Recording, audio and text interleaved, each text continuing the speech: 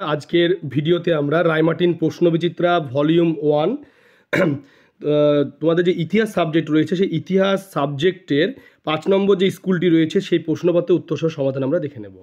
তো দেখতে পাচ্ছ লেখা রয়েছে Chinsurah Deshbandhu memorial high school. প্রথমেই তোমাদের বিভাগ কতে 10টি এমসিকিউ রয়েছে। ফার্স্ট যে এমসিকিউটি রয়েছে সেটি হলো তাতিয়া তোপির প্রকৃত নাম কি? এটি হবে রামচন্দ্র পাণ্ডুরঙ্গ তোপি। 2 দাগে রয়েছে হিন্দু মেলার সম্পাদক হন, এটি হবে গণেন্দ্রনাথ ঠাকুর। 3 দাগে রয়েছে বর্তমান ভারত প্রকাশিত হয়, এটি হবে উদ্বোধন পত্রিকায়। 4 দাগে রয়েছে বেঙ্গল গেজেট ছিল একটি, এটি হবে সাপ্তাহিক পত্রিকা। 5 দাগে রয়েছে বাংলা ভাষায় প্রথম বই ছাপা বই সেটা হলো কি? সেটা হলো A Grammar of the Bengal Language. 6 দাগে রয়েছে অবাক্ত গ্রন্থের লেখককে, এটি হবে জগদীশচন্দ্র বসু। 7 দাগে রয়েছে ভারতের বেকন বলা হতো, এটি হবে অক্ষয় কুমার দত্তকে। 8 দাগে রয়েছে গণবাণী পত্রিকার সম্পাদক ছিলেন, এটি হবে মুজাফফর আহমেদ। এরপরে রয়েছে 9 দাগে অযোধ্যা খাজনা আইন পাশ হয়, এটি হবে 1921। 10 দাগে দেশপ্রাণ নামে পরিচিত ছিলেন, এটি হবে বীরেন্দ্রনাথ শাসমল। এগুলো 10টি এমসিকিউ বিভাগ কয়ের। এরপরে বিভাগ যে খ, সে বিভাগ খয়ে যেটি রয়েছে দেখতে পাচ্ছ ডান বাম মেলানো রয়েছে। এখানে 6টি নম্বর রয়েছে 1 মার্ক করে মানচিত্র সহ। তোমাদের প্রথম যেটি রয়েছে সেটা তাম্রলিপ্ত জাতীয় সরকার, এটি হবে সতীশচন্দ্র সামন্ত।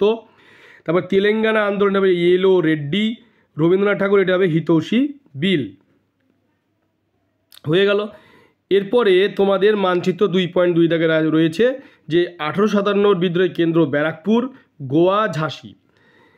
এরপরে বিভাগ ক্ষয়ের পরে বিভাগ যে গ, সে বিভাগ গয়ে তোমরা দেখতেই পাচ্ছ প্রথম প্রশ্নটি রয়েছে এখানে 2 মার্কে 4 দুগুণে 8, 4টি প্রশ্নের উত্তর লিখতে হবে 3টির মধ্যে, 5টির ভেতরে। এবং প্রথমে রয়েছে হিন্দু মেলার উদ্দেশ্য কী ছিল। হিন্দু মেলার যে উদ্দেশ্য সেটি কী ছিল আমরা একটু দেখে নেব যে হিন্দু মেলার উদ্দেশ্য কী ছিল। হিন্দু মেলার উদ্দেশ্য যেটি ছিল সেটি হলো সাধারণ মানুষ, বিশেষ করে শিক্ষিত যে যুবক, তাদের মধ্যে হিন্দু ধর্মের অতীত গৌরবের কথা ছড়িয়ে দেওয়া। 2, দেশীয় ভাষা চর্চা করা, জাতীয় প্রতীকগুলিকে মর্যাদা দেওয়া, প্রাচীন হিন্দু ঐতিহ্য তুলে ধরে নবগোপাল মিত্র এদেশে পাশ্চাত্য সভ্যতা সংস্কৃতির প্রসার প্রতিরোধের উদ্যোগ নেন। 4, এই উদ্দেশ্যে বিভিন্ন প্রতিষ্ঠান তৈরি করে যুবকদের দৈহিক শক্তি বৃদ্ধি, শৃঙ্খলাবদ্ধ হওয়ার শিক্ষা দেওয়া হয়েছে। 5, সাধারণ মানুষকে তাদের অতীত ঐতিহ্য সম্বন্ধে অবহিত করা। 6, কবি, সাহিত্যিক, চিন্তাবিদ, শিল্পীদের অবদান সম্পর্কে সচেতন করা। এই হলো হিন্দু মেলার উদ্দেশ্য। এরপরে 3.2 দাগে রয়েছে যে প্রশ্নটি সেটা হলো ডান্ডি অভিযান কি। ডান্ডি অভিযান কি সেটা আমরা দেখে নেব। 1930 খ্রিস্টাব্দের 12ই মার্চ গান্ধীজি 78 জন অনুগামী সহ সবরমতী আশ্রম থেকে 24 দিনে 241 মাইল পথ অতিক্রম করে ডান্ডির সমুদ্র তীরে 6ই এপ্রিল ভোরে আরব সাগরের জলে স্নান করে নিজের হাতে আরব সাগরের জল থেকে লবণ তৈরি করে লবণাইন ভঙ্গ করেন। গান্ধীজির লবণ আইন ভঙ্গের পরেই সারা দেশ জুড়ে শুরু হয় আইন অমান্য আন্দোলন। আর এই গুজরাটের সবরমতী আশ্রম থেকে ডান্ডি পর্যন্ত এই যে গান্ধীজির যে দীর্ঘ পদযাত্রা, এটি হলো ডান্ডি অভিযান নামে পরিচিত।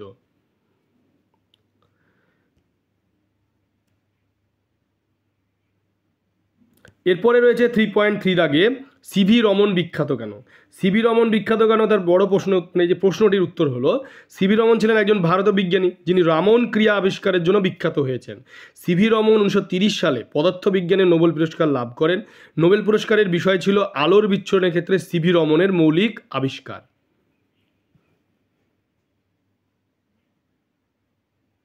এরপরে 3.4 দাগে রয়েছে ব্রিটিশ ঔপনিবেশিক শিক্ষানীতির প্রধান লক্ষ্য কী ছিল। ব্রিটিশ ঔপনিবেশিক যে শিক্ষানীতির প্রধান লক্ষ্য হচ্ছে, এক হচ্ছে প্রশাসনিক সুবিধা, ব্রিটিশদের শাসনকার্য পরিচালনার জন্য ইংরেজি শিক্ষিত কেরানি কর্মচারী তৈরি করা। 2, অর্থনৈতিক শোষণ, ভারতীয়দের ব্রিটিশ পণ্যের প্রতি আকৃষ্ট করে বাজার সৃষ্টি ও সস্তা শ্রমিক ও কাঁচামাল সরবরাহ নিশ্চিত করা। এই ছিল ব্রিটিশ ঔপনিবেশিক শিক্ষানীতির প্রধান লক্ষ্য।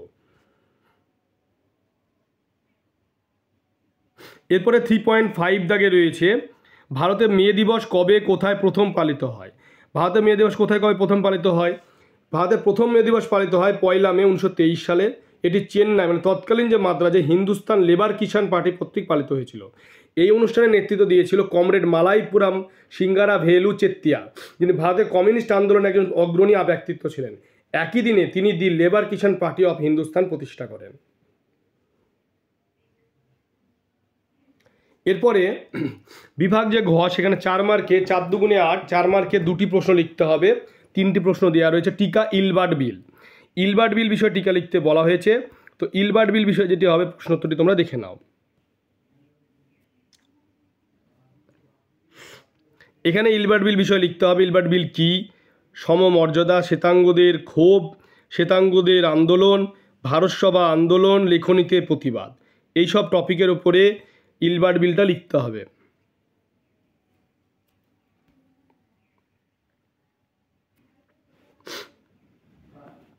এরপরে 4.1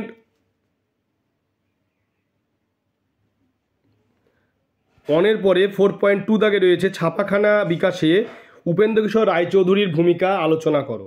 এটি হবে, দেখতেই পাচ্ছ প্রশ্নটি,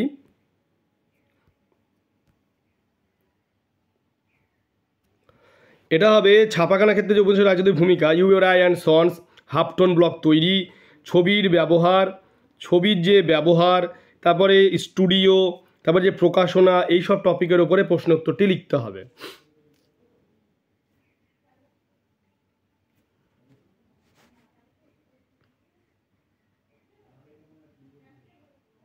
এরপরে রয়েছে 4.3 দাগে মানবেন্দ্রনাথ রায়, তার উপরে লিখতে হবে টিকা।